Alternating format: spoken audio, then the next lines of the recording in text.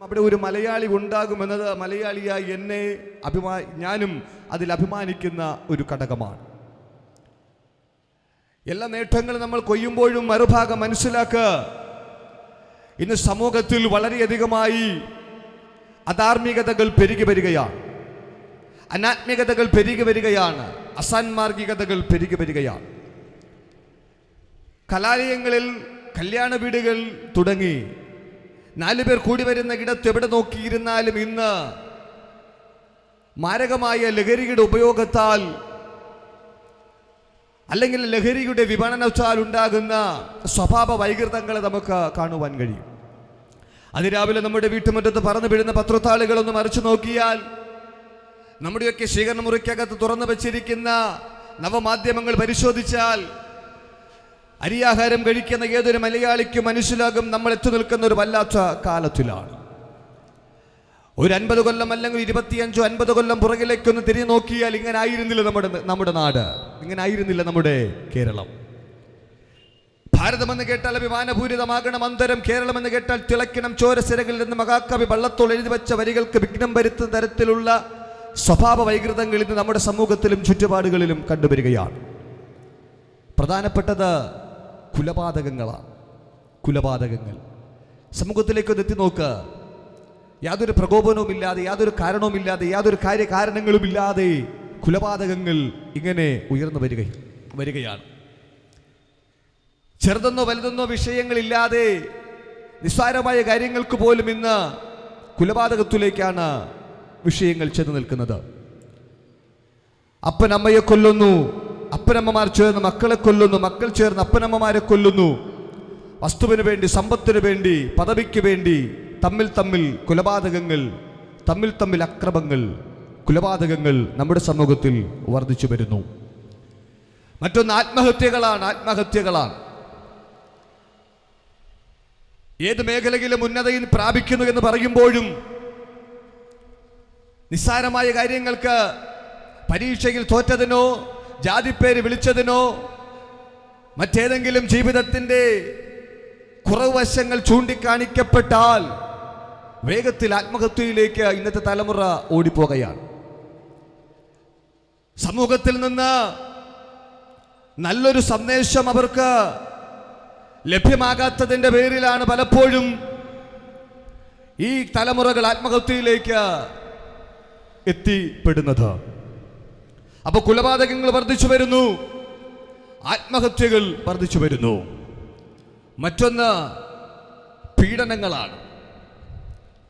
6 വയസ്സുകാരിക്കും 60 വയസ്സുകാരിക്കും ഒരുപോലെ സമൂഹത്തിൽ ഇറങ്ങി നടക്കുവാൻ കഴിയാത്ത കാമവര്യന്മാരുടെ നാടായി നമ്മുടെ കേരളം മാറിയിരിക്കുകയാണ്.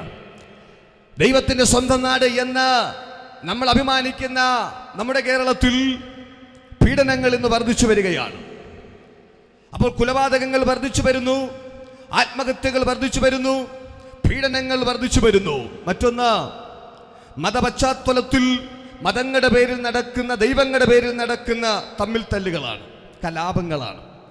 അങ്ങനെ നമ്മുടെ സമൂഹം വല്ലാത്ത അവസ്ഥയിലേക്ക്, അനുഭവത്തിലേക്ക് പോയിക്കൊണ്ടിരിക്കുകയാണ്. പ്രിയരെ, എന്തുകൊണ്ടാണ് മനുഷ്യന്റെ ജീവിതത്തിനകത്ത് ഇങ്ങനെയുള്ള സ്വഭാവ വൈകൃതങ്ങൾ പ്രവേശിച്ചത്?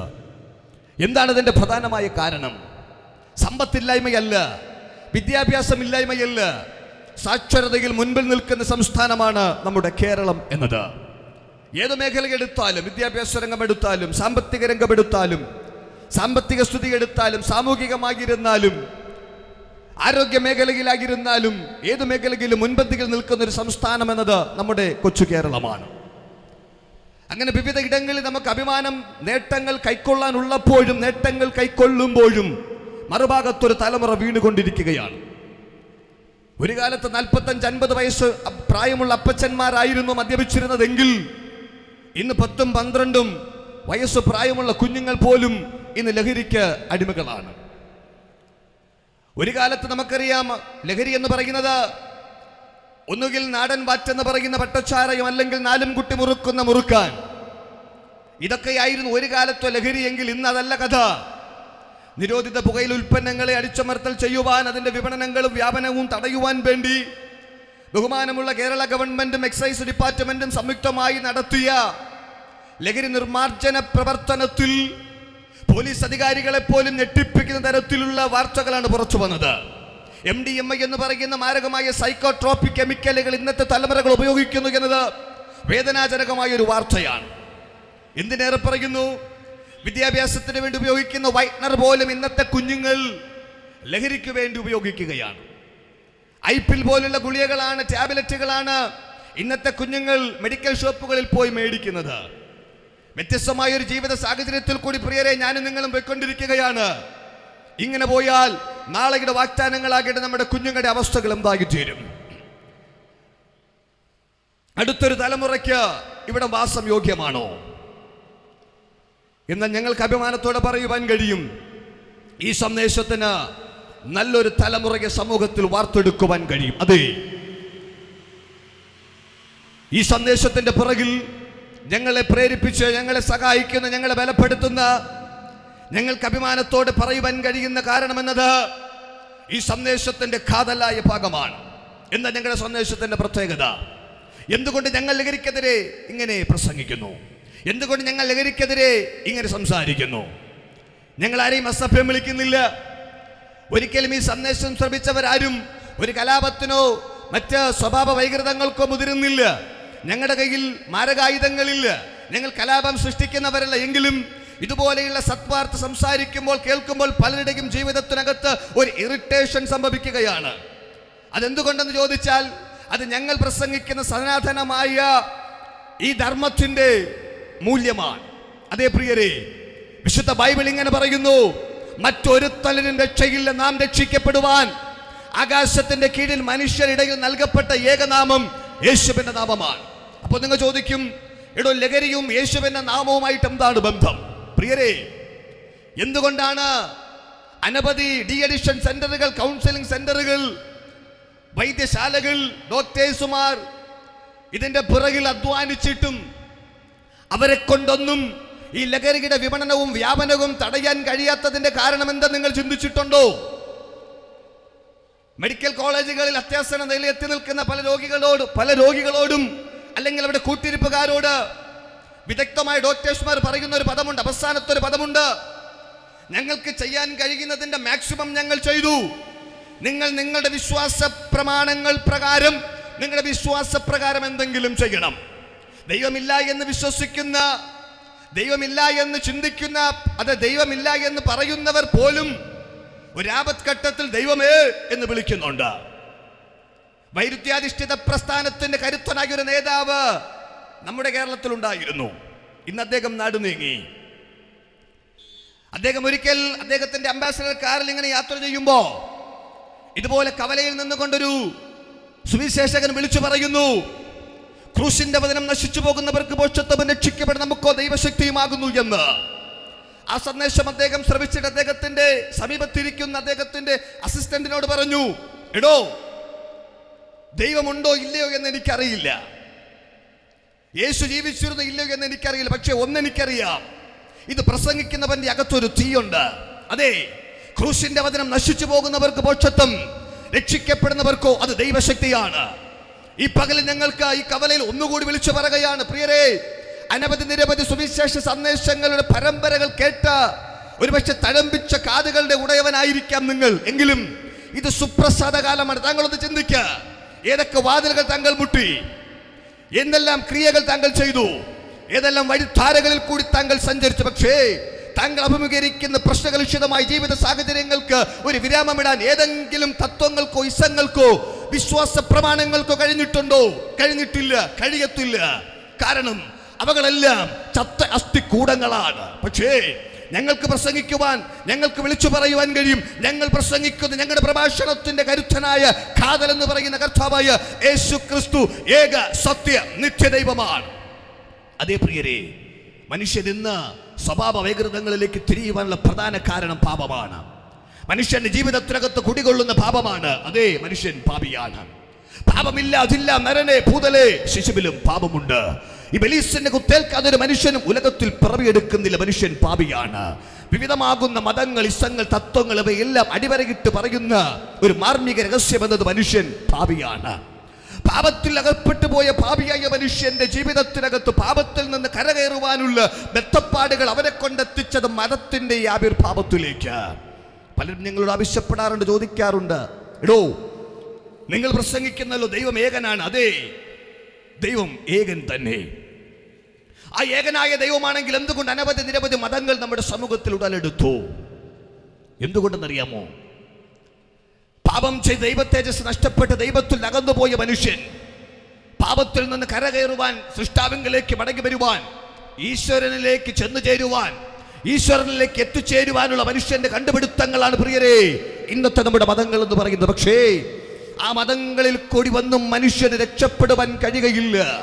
രക്ഷപ്പെടാൻ കഴിയുമായിരുന്നെങ്കിൽ മുനീവരന്മാർ നമ്മുടെ സമൂഹത്തിൽ ആശഭാരതത്തിൽ പാടി അവർ പ്രാർത്ഥിക്കത്തില്ലായിരുന്നു, അസതോമ സത്ഗമയ തമസോമ ജ്യോതിർഗമയ മൃത്യോമ അമൃതംഗമയ എന്ന്.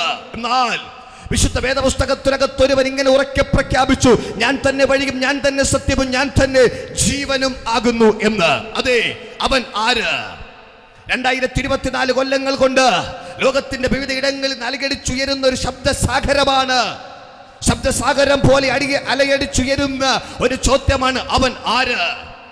ഇവൻ ആര് എന്ന ചോദ്യത്തിന് വ്യത്യസ്തമായ മറുപടികളാണ് സമൂഹത്തിന് നാനാതുറങ്ങളിൽ നിന്ന് ഉയർന്നു വന്നത്. യഹൂദൻ പറഞ്ഞു അവൻ ഒരു തച്ചന്റെ കൊച്ചനെന്ന്. നാസ്തികൾ പറഞ്ഞു, ദൈവമില്ലാത്തവൻ പറഞ്ഞു യേശു ക്രിസ്തു മിഥ്യയാണ് എന്ന്. ചിലർ പറഞ്ഞു യേശു ക്രിസ്തു പ്രവാചകനാണെന്ന്. ചിലർ പറഞ്ഞു ഗലീലയിൽ ജനിച്ച ഒരു സാധാരണക്കാരനാണ് യേശുവെന്ന്. അങ്ങനെ അനവധി നിരവധി വ്യത്യസ്തമാകുന്ന അഭിപ്രായങ്ങൾ യേശുവിനെ കുറിച്ച് പറയുമ്പോ വിശുദ്ധ വേദപുസ്തകം യേശുവിനെ കുറിച്ച് പറയുന്നു, കർത്താവായ യേശു ക്രിസ്തു ഏക സത്യ നിത്യ ദൈവം തന്നെ. അതെ, വിശുദ്ധ വേദപുസ്തകം അസന്നിഗ്ധമായി പറയുന്നു, മറ്റൊരുത്തലിന് രക്ഷയില്ല, നാം രക്ഷിക്കപ്പെടുവാൻ ആകാശത്തിന്റെ കീഴിൽ മനുഷ്യരിടയിൽ നൽകപ്പെട്ട ഏകനാമം യേശുവിന്റെ നാമം. ആരാണ് യേശു ക്രിസ്തു? വിശുദ്ധ വേദപുസ്തകം അതിന് ഉത്തരം ഇങ്ങനെ പറയുന്നു, അവൻ ദൈവരൂപത്തിലിരിക്കെ ദൈവത്തോടുള്ള സമത്വം മുറുകെ പിടിച്ചുകൊള്ളണമെന്ന് വിചാരിക്കാതെ ദാസരൂപമെടുത്ത വേഷത്തിൽ മനുഷ്യനായി തന്നെത്താൻ താഴ്ത്തി ഉലകത്തിൽ കടന്നു വന്നവനത്രേ യേശു ക്രിസ്തു. യേശു ക്രിസ്തു ജീവിച്ച് ഗതികേട് കൊണ്ട് ദൈവമായതല്ല, അവൻ ദൈവമായിരുന്നവൻ. ദൈവമഹിമകളെ വെടിഞ്ഞ്, ദൈവസിംഹാസനങ്ങളെ വെടിഞ്ഞ് പാപത്തിനകത്ത് അകപ്പെട്ടു പോയ മാനവരാശിയെ വീണ്ടെടുക്കുവാൻ വേണ്ടി ഉലകത്തിൽ വെളിപ്പെട്ടവനാണ്.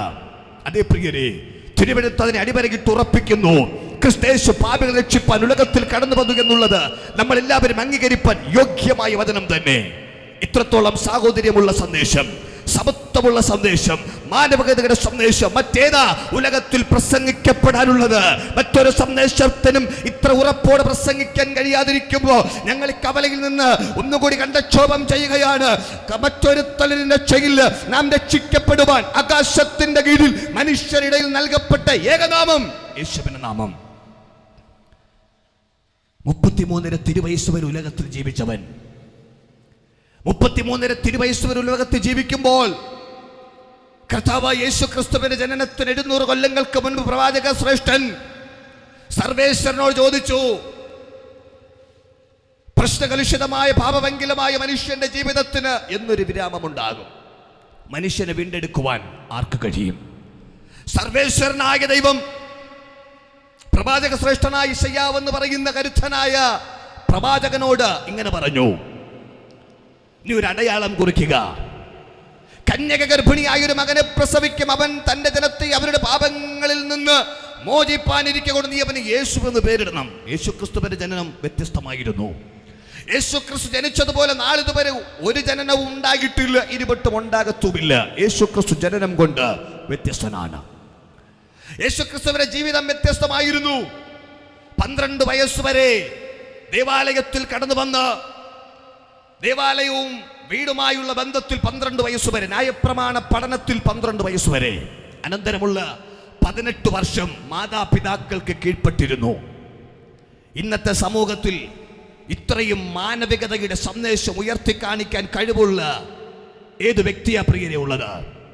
30 വയസ്സുവരെ മാതാപിതാക്കൾക്ക് കീഴടങ്ങിയിരുന്നു.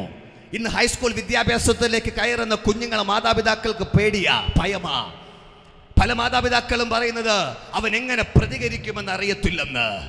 ജന്മം കൊടുത്ത പിതാവിന്, നൊന്ത് പ്രസവിച്ച മാതാവിന് പോലും ഇന്നത്തെ കുഞ്ഞുങ്ങളെ ഭയത്തോടെ മാത്രം നോക്കിക്കാണാൻ കഴിയുമ്പോൾ കർത്താവ് യേശു ക്രിസ്തു 30 വയസ്സുവരെ മാതാപിതാക്കൾക്ക് കീഴടങ്ങിയിരുന്നെന്ന്.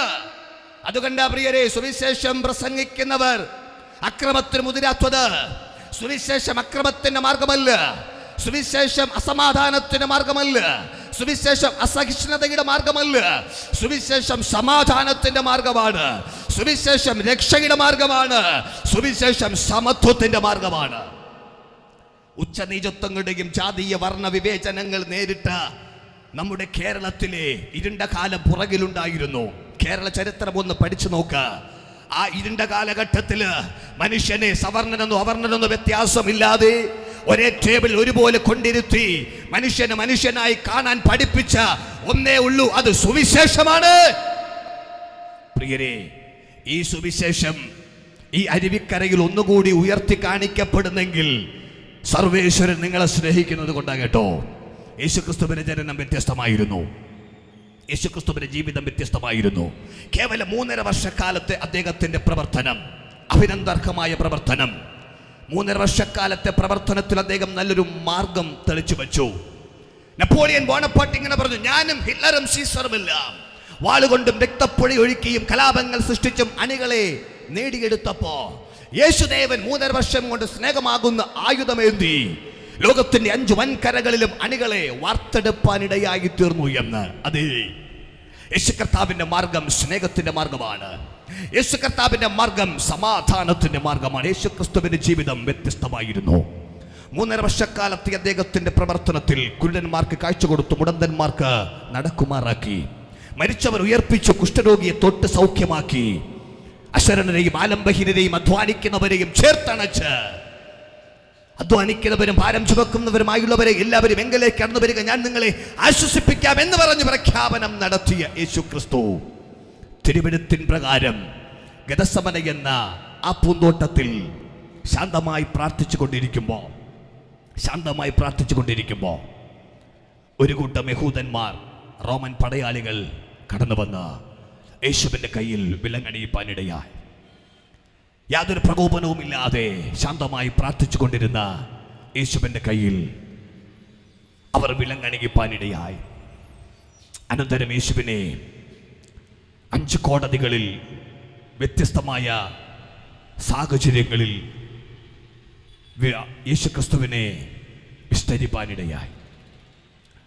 യേശുക്രിസ്തുവിനെ വിസ്തരിക്കുമ്പോഴും മാറി മാറി വിസ്തരിക്കുമ്പോഴും മതകോടതികൾ, സിവിൽ കോടതികൾ, അങ്ങനെ മാറി മാറി യേശുക്രിസ്തുവിനെ വിസ്തരിക്കുമ്പോൾ അന്നത്തെ ന്യായാധിപ ശ്രേഷ്ഠനായിരിക്കുന്ന പീലാത്തോസ് ഇങ്ങനെ വിളംബരം ചെയ്തു, ഇവൻ നീതിമാൻ, ഇവന്റെ രക്തത്തിൽ എനിക്ക് പങ്കില്ല. പ്രിയരേ, 33.5 വയസ്സ് പ്രായമുള്ള, നല്ല സൗന്ദര്യമുള്ള, ആരോഗ്യ ദൃഢഗാത്രനായ, നല്ല യൗവന തുടുപ്പുള്ള, യൗവന ചോര തിളയ്ക്കുന്ന പ്രായത്തിൽ ഒരു പെറ്റി കേസ് പോലും ചാർത്താത്ത ഒരുവനാണ് എൻ്റെ യേശു ക്രിസ്തു. ഇന്നത്തെ ആൾ ദൈവങ്ങൾ പീഡന കേസിലും പോസ്കോ കേസിലും അകത്ത് കിടന്ന് കമ്പി എണ്ണുമ്പോൾ കർത്താവ് യേശു ക്രിസ്തുവിനെ കുറിച്ച് ന്യായാധിപ ശ്രേഷ്ഠനായിരുന്ന പീലാത്തോസ് വിളംബരം ചെയ്തു, ഇവൻ നീതിമാൻ, ഇവനിൽ പാപമില്ല, ഇവനിൽ കുറ്റമില്ല.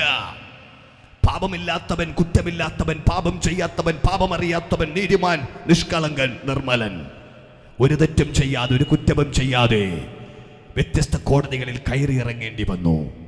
അനന്തരം യഹൂദന്മാർ ഒന്നടങ്കം വിളിച്ചു, അവനെ ക്രൂശിക്കുക, അവനെ ക്രൂശിക്കുക, അവനെ ക്രൂശിക്കുക. ആരാവാരം ഉയർന്നു വരുന്നു എന്ന് പീലാത്തോസ് മനസ്സിലാക്കിയിട്ട് മനസ്സില്ല മനസ്സോടെ യേശുവിനെ ക്രൂശിക്കാൻ ഏൽപ്പിച്ചു. പല സമൂഹവും അന്നും ഇന്നും ഒരുപോലെ ചിന്തിക്കുന്നത്, ഒരക്രമം കൊണ്ടോ ഒരു ഉപദ്രവം കൊണ്ടോ ഒന്ന് ക്രൂശിച്ചാലോ അടങ്ങുന്ന മാർഗമാണ് സുവിശേഷമെന്ന്. കാൽവരിഗിരിയിൽ കത്തിയ ദീപം ഇന്നും നാളെയും കത്തും ദീപം, തലമുറ തലമുറ കൈമാറി അതണയാതെ ഞങ്ങൾ സൂക്ഷിക്കും. പ്രിയരെ, ആ യേശു ക്രിസ്തുവിനെ ക്രൂശിക്കുവാൻ ഏൽപ്പിക്കുമ്പോൾ 2 കള്ളന്മാരുടെ നടുവിൽ പച്ചപ്പൈമര ക്രൂശിൽ 3 കാരിരും വാണികളാൽ തറയ്ക്കപ്പെട്ടവനായി 2 കള്ളന്മാരുടെ നടുവിൽ കിടക്കുമ്പോൾ തിരുവെഴുത്തിൽ അവനെ കുറിച്ച് ഇങ്ങനെ എഴുതിയിരിക്കുന്നു, കണ്ടാൽ ആളല്ല എന്ന് തോന്നുമാർ അവൻ തകർക്കപ്പെട്ടു. അവന്റെ ശരീരമാകപ്പാടെ ഉഴവുചാൽ പോലെ കീറപ്പെട്ടു. അവന്റെ ശിരസിൽ മുൾക്കിരീടം ചാർത്തപ്പെട്ടു. അങ്ങനെ അവൻ തകർക്കപ്പെട്ടു. എന്തിനു വേണ്ടി? മനുഷ്യന്റെ പാപത്തിന്റെ പരിഹാരത്തിന് വേണ്ടി ഒരുവൻ സ്വയമായി ത്യാഗം ചെയ്യണമെന്ന്, യാഗമായി തീരണമെന്നുള്ള ന്യായപ്രമാണത്തിന്റെ തികവിനു വേണ്ടി കാലസമ്പൂർണതയിൽ കന്യകയിൽ കാലിത്തൊഴുത്തിൽ പൂജാതനായ യേശുക്രിസ്തു 33 തിരുവയസ്സ് വരെ ഉലകത്തിൽ ജീവിച്ചു. അനന്തരം തിരുവെഴുത്തിൻ പ്രകാരം യേശുക്രിസ്തു മരിച്ചു. പലരും ചോദിക്കും, ദൈവത്തിന് മരിക്കാൻ കഴിയുമോ? സ്നേഹിത, അതുകൊണ്ടല്ലേ ഞങ്ങൾ അദ്ദേഹത്തെ അക്ഷരം തെറ്റാതെ ദൈവമേ എന്ന് വിളിക്കുന്നത്.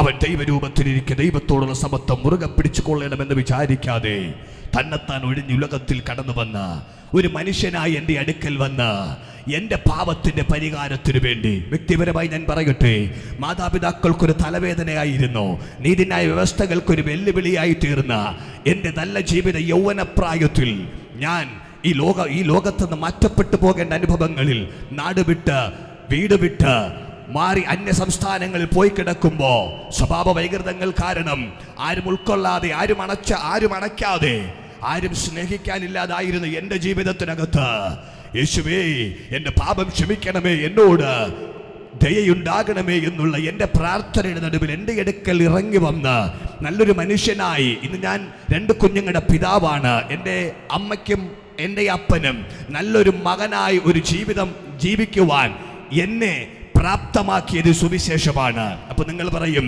എടോ ഞങ്ങളും നല്ല മകനായിട്ടാണോ ജീവിക്കുന്നതെന്ന്. പ്രിയരെ, അതിനപ്പുറം ഒന്നുകൂടി എനിക്ക് പറയാനുണ്ട്. എൻ്റെ മരണത്തിനപ്പുറം എനിക്കൊരു പ്രത്യാശയുണ്ട്. ഒരു പദം കൂടെ പറയട്ടെ, മരണം കൊണ്ട് തീരുന്നതല്ല മനുഷ്യന്റെ ജീവിതം, മരണത്തിനപ്പുറം മനുഷ്യനൊരു ജീവിതമുണ്ട്. ബ്രാഹ്മണനെന്നോ ക്ഷത്രിയനെന്നോ വൈശ്യനെന്നോ ശൂദ്രനെന്നോ വ്യത്യാസമില്ലാതെ മനുഷ്യനായി ജനിച്ച താങ്കൾ ഒരു ദിവസം ഈ ലോകം വിട്ടു പോകേണ്ടി വരും. മരണം വഴിയായി ഈ ലോകം വിട്ടു പോകേണ്ടി വരും. മരുവാസിയോ സമുദ്രവാസിയോ വനവാസിയോ ഭൂവാസിയോ ആരുമായിക്കൊള്ളട്ടെ, മരണം വഴിയായി ഞാനും നിങ്ങളും കടന്നു പോകേണ്ടി വരും. മരണം വഴി ഒരു മനുഷ്യൻ കടന്നുപോയാൽ അപ്പുറം പോകാൻ രണ്ടിടങ്ങളാണുള്ളത്. ഒന്ന് നിത്യമായ സ്വർഗം, 2 നിത്യമായ നരകം. നിത്യമായ സ്വർഗരാജ്യത്തിലേക്ക് പോകണമെങ്കിൽ തിരുവെഴുത്ത് ഇങ്ങനെ പറയുന്നു, യേശുവിനെ കൈക്കൊണ്ട് യേശുവിന്റെ നാമത്തിൽ വിശ്വസിക്കുന്നവർക്ക് ദൈവമക്കളായി തീരുവാനിടയായി തീരും. ദൈവമക്കളായി തീരുന്നവർക്ക് നിത്യമായ സ്വർഗരാജ്യത്തിലേക്ക് പ്രവേശിക്കുവാൻ കഴിയും. നിത്യമായ നരകം എന്നത് യാതനയുടെയും വേദനയുടെയും ശോകത്തിന്റെയും സ്ഥലമാണ്. പ്രിയരെ, താങ്കൾ ഒന്ന് ചിന്തിക്കുക, നിത്യമായ സ്വർഗരാജ്യത്തിൽ പോകണമോ, നിത്യമായ നരകത്തിൽ പോകണമോ? നരകത്തിൽ യോഗ്യരായിരുന്ന നമ്മെ നിത്യമായി സ്വർഗത്തിൽ യോഗ്യരാക്കി തീർക്കുവാൻ വേണ്ടിയാണ് കർത്താവായ യേശു ക്രിസ്തു കാൽവരിയിൽ ബലിയാടായി തീർന്നത്. അതെ, ആ യേശു ക്രിസ്തു നിങ്ങളെയും സ്നേഹിക്കുകയാണ്.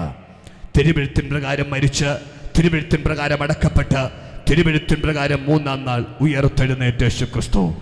ഇന്ത്യയുടെ വാനമ്പാടി എന്നറിയപ്പെടുന്ന സരോജിനി നായിഡു അങ്ങ് രാജ്ഘട്ടിൽ മഹാത്മാവിന്റെ ശവകുടീരത്തിന് മുൻപാകെ ചെന്ന് നിന്നുകൊണ്ട് ഇങ്ങനെ പ്രഖ്യാപിച്ചു, അല്ലയോ മഹാത്മാവേ, യേശുദേവൻ 3-ാം നാൾ ഉയർത്തെഴുന്നേറ്റു എന്ന് ഞാൻ വിശ്വസിക്കുന്നു. യേശുദേവൻ 3-ാം നാൾ ഉയർത്തെഴുന്നേറ്റതുപോലെ അങ്ങ് ഉയർത്തെഴുന്നേറ്റ് വന്നിരുന്നെങ്കിൽ കൊള്ളാമായിരുന്നു. ഏതൊരു സത്യം അന്വേഷിക്ക് മനസ്സിലാകുന്ന ഒരു നിർമ്മലമായ സത്യം, യേശു ഉയർത്തെഴുന്നേറ്റു. പല മഹാന്മാരുടെയും പ്രതാപശാലികളുടെയും കല്ലറകൾ ഇന്നും അടഞ്ഞു കിടക്കുന്നു. എന്നാൽ പാലസ്തീന്റെ പച്ചമണ്ണിൽ തുറക്കപ്പെട്ട ഒരു കല്ലറയുണ്ട്. കല്ലറയുടെ ഗുഹാമുഖത്ത് ഇങ്ങനെ എഴുതിയിരിക്കുന്നു, അവന് വിടില്ല, അവൻ ഉയർത്തെഴുന്നേറ്റു. അവന് വിടില്ല, അവൻ പറഞ്ഞതുപോലെ ഉയർത്തെഴുന്നേറ്റു. പറഞ്ഞത് മാത്രം ചെയ്തവൻ, ചെയ്യുന്നത് മാത്രം പറയുന്നവൻ കർത്താവായ യേശു ക്രിസ്തു. മരണത്തെ തോൽപ്പിച്ച് 3-ാം നാൾ ഉയർത്തെഴുന്നേറ്റ യേശു ക്രിസ്തു വേഗം മടങ്ങി വരാൻ പോവുകയാണ്. സ്നേഹിത, ലോകം കാണാൻ പോകുന്ന ഏറ്റവും വലിയ അത്ഭുതമെന്നത് ഭരണമാറ്റമല്ല, നമ്മുടെ രാജ്യത്ത് നടക്കുന്ന ശാസ്ത്ര സാങ്കേതിക മികവുകളുടെ ശ്രേഷ്ഠതയല്ല, സാംസ്കാരിക രംഗത്തെ വിപ്ലവകരമായ മാറ്റമല്ല. ലോകം സാക്ഷ്യം വഹിക്കാൻ പോകുന്ന ഏറ്റവും വലിയ അത്ഭുതമെന്നത് കർത്താവ് യേശു ക്രിസ്തുവിന്റെ രാജാവായുള്ള മടങ്ങി വരവാണ്. അതെ, കാലം തികഞ്ഞു, ദൈവരാജ്യം സമീപിച്ചിരിക്കുന്നു. അരുവിക്കര ദേശമേ, മാനസാന്തരപ്പെട്ട സുവിശേഷത്തിൽ വിശ്വസിക്കുക. പ്രിയ സ്നേഹിത, നിങ്ങൾ ഇന്ന് അനുഭവിക്കുന്ന വേദനാജനകമായ ഏതു ജീവിത പ്രതിസന്ധിക്കും ഉത്തരം നൽകാൻ എൻ്റെ യേശുവിന് കഴിയും. സമാധാനമില്ലാതിരുന്ന, സന്തോഷമില്ലാതിരുന്ന ഞങ്ങളുടെ ജീവിതത്തിനകത്ത് സമാധാനം തന്ന്, സന്തോഷം തന്ന് നല്ലൊരു ജീവിതം ജീവിക്കുവാൻ ഞങ്ങളെ ബലപ്പെടുത്തിയ, പ്രാപ്തമാക്കിയ ഈ യേശു ക്രിസ്തു നിങ്ങളെയും സ്നേഹിക്കുകയാണ്. ഇതിലേക്ക് കടന്നു വരുവാൻ താങ്കൾ ചെയ്യേണ്ടത്, താങ്കൾ ആയിരിക്കുന്നിടത്തിരുന്ന്, യേശുവേ, ഞാൻ പാപിയായൊരു മനുഷ്യൻ, എൻ്റെ ജീവിതത്തിനകത്ത് രക്ഷകനായി, ദൈവമായി, കർത്താവായി ഞാൻ അങ്ങയെ അംഗീകരിക്കുന്നു. ഇന്നു മുതൽ എൻ്റെ ജീവിതത്തെ അങ്ങേക്ക് ഞാൻ സമർപ്പിക്കുന്നു എന്ന് പറഞ്ഞാൽ, കർത്താവ് എന്ന വാക്കിന് ഉടമസ്ഥൻ എന്ന അവകാശം എന്നർത്ഥം. നമ്മൾ ഉപയോഗിച്ചു കൊണ്ടിരിക്കുന്ന ഒരു വാഹനം മറ്റൊരാളിന് കൈമാറുമ്പോൾ വാഹന വിൽപ്പന ഉടമ്പടി കരാർ എഴുതി ഒപ്പിട്ട് കൊടുക്കുന്നത് പോലെ നിങ്ങളുടെ ജീവിതത്തെ യേശുവിന് സമർപ്പിക്കുന്നെങ്കിൽ പേര് മാറണ്ട, വേഷഭൂഷാദികൾ മാറണ്ട, മറ്റൊരു മാറ്റവും നിങ്ങൾക്കുണ്ടാകണ്ട. പുറമേയുള്ള മാറ്റമല്ല യേശു കർത്താവ് ആഗ്രഹിക്കുന്നത്, നിങ്ങളുടെ ഹൃദയത്തിന്റെ മാറ്റമാണ്. അതെ, സുവിശേഷം മതപരിവർത്തനമല്ല, സുവിശേഷം മനപരിവർത്തനമാണ്. നിങ്ങളുടെ ഹൃദയത്തിന് ഒരു രൂപാന്തരം നൽകി തരുവാൻ യേശുവിന് കഴിയും. ഈ ലഹരിയോടുള്ള താങ്കളുടെ ആസക്തി ഉണ്ടല്ലോ, പാപത്തോടുള്ള താങ്കളുടെ ആസക്തി ഉണ്ടല്ലോ, കൺമോഹം, ജഡമോഹം, ജീവനത്തിന്റെ പ്രതാപത്തോടുള്ള താങ്കളുടെ ആസക്തിക്ക് വിരാമമിടാൻ യേശുവിന് കഴിയും. ആ യേശുവിന് നിങ്ങളുടെ ജീവിതത്തെ സമർപ്പിക്കാൻ താല്പര്യപ്പെടുന്നെങ്കിൽ തുറന്ന അഭിഷക്തന്മാർ, ദൈവദാസന്മാർ നിങ്ങൾക്കായി പ്രാർത്ഥിക്കും. ദയവായി ശ്രമിച്ചാലും. പ്രിയ സ്നേഹിതരെ, ഇവിടെ മുഴങ്ങപ്പെട്ട യേശു ക്രിസ്തുവിൻ്റെ സനാതന സത്യസുവിശേഷം നിങ്ങൾ എത്ര പേർ അത് കേട്ടുവെന്ന് ഞങ്ങൾക്കറിയത്തില്ല. പ്രിയ സ്നേഹിതരെ, മനുഷ്യൻ്റെ പാപത്തിൽ നിന്നും, മനുഷ്യൻ്റെ ശാപത്തിൽ നിന്നും അവനെ വിടുവിക്കേണ്ടതിന് അനേക രക്ഷാനിർണയ പദ്ധതികൾ ഈ ഭൂമിയിൽ ആവിഷ്കരിച്ചിട്ടും യാഗങ്ങൾക്കോ യോഗങ്ങൾക്കോ കർമ്മകാണ്ഡങ്ങൾക്കോ മനുഷ്യൻ്റെ പാപത്തിൽ നിന്നും ഒരു മോചനം തരുവാൻ, കൊടുക്കുവാൻ കഴിയാതിരുന്നപ്പോൾ മനുഷ്യനായി മണ്ണിലവതരിച്ച് മരിച്ച് മരണത്തു ജയിച്ച് മൂന്നാം നാൾ ഉയർത്തെഴുന്നേറ്റ കർത്താവായ യേശു ക്രിസ്തു താങ്കൾക്ക് പാപക്ഷമ നൽകുകയാണ്. ആ യേശു ക്രിസ്തുവിൻ്റെ സനാതന സത്യസുവിശേഷത്തിലേക്ക് താങ്കളെ ഞങ്ങൾ സ്വാഗതം ചെയ്യുകയാണ്. ഈ യേശു ക്രിസ്തുവിൻ്റെ സുവിശേഷം താങ്കളുടെ മുറിവുകളെ കെട്ടുവാൻ, താങ്കൾക്ക് പാപം ക്ഷമ ലഭിക്കുവാൻ, താങ്കളുടെ രോഗങ്ങളിൽ നിന്നും പുറത്തു കൊണ്ടുവരുവാൻ, നിത്യമായ മരണത്തിൽ നിന്നും, നിത്യമായ നരകത്തിൽ നിന്നും നിത്യമായ സ്വർഗത്തിലേക്ക് കൊണ്ടെത്തിക്കുവാൻ ശക്തിയുള്ളതാണ്. അതുകൊണ്ടാണ് ഞങ്ങൾ അസന്നിഗ്ധം വിളിച്ചു പറയുന്നത്, മറ്റൊരുത്തരിലും രക്ഷയില്ല, നാം രക്ഷിക്കപ്പെടുവാൻ, നാം വിടുവിക്കപ്പെടുവാൻ ആകാശത്തിൻ്റെ കീഴിൽ മനുഷ്യപുത്രന്മാരുടെ ഇടയിൽ യേശുക്രിസ്തുവെന്ന നാമമല്ലാതെ മറ്റൊരു നാമം ഇല്ലവേ ഇല്ല. പ്രിയ സ്നേഹിതരെ, വിശുദ്ധ വേദപുസ്തകം ഒരു വാക്കും കൂടെ ഇങ്ങനെ പറയുകയാണ്, ഒരു മനുഷ്യൻ സർവ്വലോകവും നേടിയാലും തൻ്റെ ആത്മാവിനെ നഷ്ടമാക്കിയാൽ അവനെന്ത് പ്രയോജനം? ഈ ലോകത്തിലുള്ള വർണ്ണക്കാഴ്ചകളും, ഈ ലോകത്തിലുള്ള ആഡംബര ജീവിതങ്ങളും, ഈ ലോകത്തിലുള്ള ജീവിതങ്ങളും നിങ്ങൾ ജീവിച്ച് നിത്യമായ നരകത്തിലേക്ക് നിങ്ങൾ കടന്നുപോയാൽ അതുകൊണ്ടൊരു പ്രയോജനവുമില്ല. ദൈവം എൻ്റെയും നിങ്ങളുടെയും ജീവിതത്തിനകത്ത് നൽകിയിട്ടുള്ള സർവ്വലോകത്തേക്കാൾ വിലയുള്ള ഒരാത്മാവുണ്ട്. ആ ആത്മാവിനെ ഈ ദിവസങ്ങളിൽ നഷ്ടമാക്കി കളയാതെ, ആ പാപം ചെയ്ത് ആ ദൈവ തേജസ് നഷ്ടമാക്കി കളയാതെ നിത്യമായ പാപക്ഷമ നൽകുന്ന ആ കർത്താവായ യേശു ക്രിസ്തുവിൻ്റെ സനാതന സത്യ സുവിശേഷത്തിലേക്ക് താങ്കളെ ഞങ്ങൾ സ്വാഗതം ചെയ്തുകൊണ്ട് ഞങ്ങൾ ഒരു വാക്ക് നിങ്ങൾക്ക് വേണ്ടി പ്രാർത്ഥിക്കുവാൻ ആഗ്രഹിക്കുകയാണ്. മഹാപരിശുദ്ധനും നിത്യനും നീതിമാനും വാക്കു പറഞ്ഞാൽ മാറാത്തമായ നല്ല കർത്താവേ, ഞങ്ങൾക്ക് ഈ ദേശത്ത് കടന്നു വരുവാനും അങ്ങയുടെ മാറ്റമില്ലാത്ത സുവിശേഷത്തെ ദേശത്തോട് വിളിച്ചു പറയുവാനും അവിടെ നിന്ന് തന്ന വലിയ ഭാഗ്യത്തിനായി സ്തോത്രം ചെയ്യുന്നു. അങ്ങ് വാക്ക് പറഞ്ഞ പ്രകാരവും വാഗ്ദത്തം ചെയ്ത പ്രകാരവും അസംഖ്യമായ ദൂതഗണങ്ങളുടെ അകമ്പടിയോടെ വാനമേഘങ്ങളെ തൻ്റെ തേരാക്കി വാനനിരവിൽ പ്രത്യക്ഷനാകുമ്പോൾ ഒരു കൂട്ടം ദേശനിവാസികൾ ഈ അരുവിക്കര എന്ന് പറയുന്ന കൊച്ചു ഗ്രാമത്തിൽ നിന്ന് ഉയർത്തെഴുന്നേൽക്കുവാൻ ഇവിടെ മുഴങ്ങിയ സത്യസുവിശേഷം കാരണമായി തീരണമേ എന്ന് ഞങ്ങൾ ആത്മാർത്ഥമായി പ്രാർത്ഥിക്കുകയാണ്. ഇവിടെ കടകമ്പോളങ്ങളിൽ വ്യാപാരം ചെയ്യുന്ന ഞങ്ങളുടെ എല്ലാ മക്കൾക്കായി പ്രാർത്ഥിക്കുന്നു. ഓട്ടോറിക്ഷ തൊഴിലാളികൾക്കായി പ്രാർത്ഥിക്കുന്നു. ഞങ്ങളുടെ ശബ്ദം ശ്രവിച്ച് എല്ലാവർക്കായി ഞങ്ങൾ പ്രാർത്ഥിക്കുകയാണ്. സകല ബുദ്ധിയെയും കവിയുന്ന ദൈവിക സമാധാനം അവരുടെ ജീവിതത്തിനകത്ത് അവിടെ നിന്ന് നൽകുന്ന കൃപയ്ക്കായി ഞങ്ങൾ അങ്ങേക്ക് നന്ദി പറയുകയാണ്. കർത്താവേ, ഞങ്ങളെ അനുഗ്രഹിക്കുന്ന കൃപയ്ക്കായി സ്തോത്രം ചെയ്യുന്നു. ഞങ്ങൾ മറ്റൊരു ദേശത്തിലേക്ക് കടന്നു പോകുന്നു. കൃപ കൂടെ ഇരിക്കണം, മഹത്വം എടുക്കണം. യേശുവിൻ നാമത്തിൽ തന്നെ ആമേൻ, ആമേൻ. ഇതുവരെയും ഞങ്ങളെ ശ്രമിച്ച ഈ ദേശത്തിലെ എല്ലാ നല്ലവരായ ദേശനിവാസികൾക്കും Vilappil section, assemblies of God Vilappil section, പുത്രിക സംഘടനയായ ക്രൈസ്റ്റ് അംബാസഡേഴ്സിൻ്റെ വന്ദനം അറിയിക്കുന്ന ദൈവമായ